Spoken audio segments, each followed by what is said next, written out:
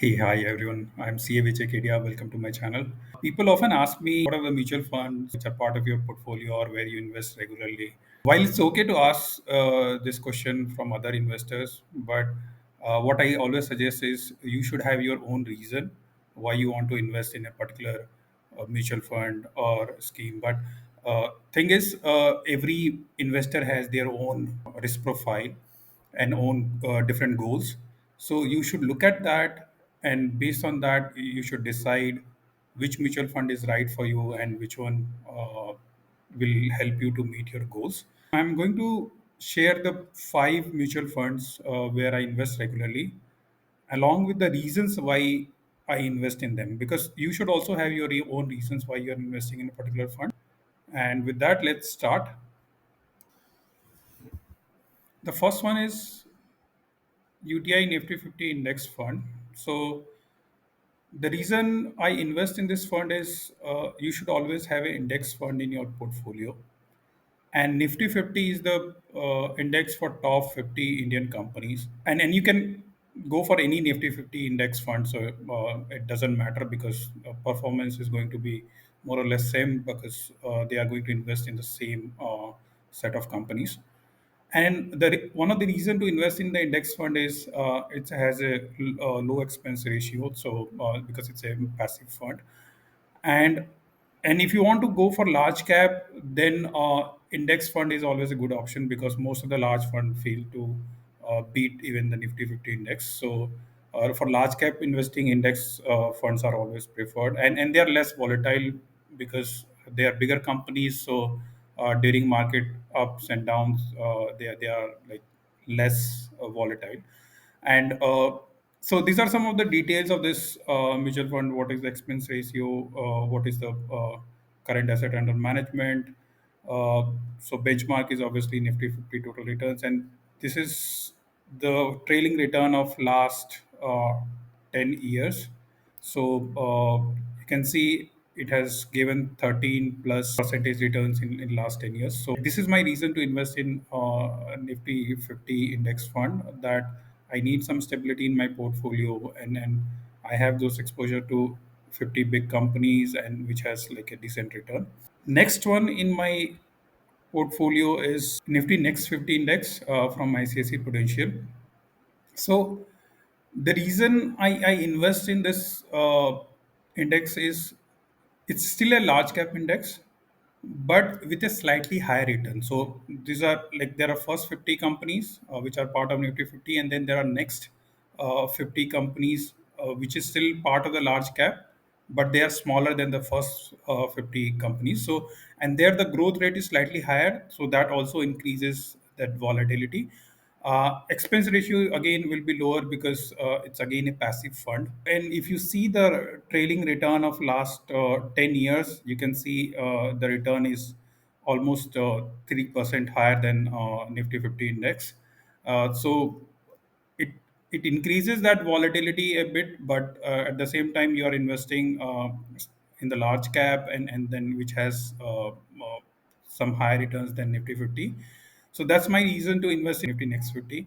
Next is Parik Flexi Cap Fund. So what I suggest whoever are coming to market for the first time, first you should go for index fund, and then if you still want to take some more exposure, you can go towards Flexi Cap Fund. The reason I invest in Flexi Cap Fund is they invest across large, mid, and small caps. So if you invest in good flexi cap, you can have a broader coverage. And the reason I invest in Parak is it's a consistent performer in flexi cap category. There are other flexi cap funds as well, which are also doing good. But and here I also get exposure to some top US companies, which is Google, Microsoft, Facebook, and Amazon. So combined investment in these companies are around 13-14% of total portfolio. So that's a good exposure there. And what I have seen since I'm investing in this since a long time, that when the market falls, this doesn't fall that badly. What you see in case of other flexi cap funds. So That's my reason to invest in this fund. And if you see the returns are quite good. So last 10 years, trailing returns are almost 19% plus. But yeah, it also increases your risk because it's an actively managed fund. So expense ratio will be slightly higher because it's a actively managed fund. There's a decent AUM, and the benchmark is Nifty 50 total market index, and as you can see, it's beating that index on a regular basis. Fourth one is SDFC Midcap Opportunities Fund. I have been investing in a couple of midcap funds, and what I have seen is this SDFC Midcap Opportunities is a kind of a consistent performer in midcap category. So I have been investing in this fund since quite some time. The portfolio is quite well diversified, which is required if you are going for mid cap or small cap funds because the risk is higher. One more thing which I like about this fund is low turnover ratio. So it means they hold that stock for longer term. So they don't churn that portfolio very regularly. If you see some of the funds, for example, like the quant mid cap funds, they are churning that portfolio uh, like quite regularly, and then that may give some good return outperformance for some time, but um I am not comfortable for that kind of strategy in the long term. So I prefer funds which have low turnover ratio, and and if you're investing in mid cap, you want to go for mid cap or some small cap exposure, and allocation to large cap should be limited. So here I have seen that it has lower allocation to large cap, so that works for a mid cap fund. So if you see expense ratio again, it's 0.74 for direct fund. Exit load is 1% if you exit within 1 year, but if you're investing for long term, that should not be a concern.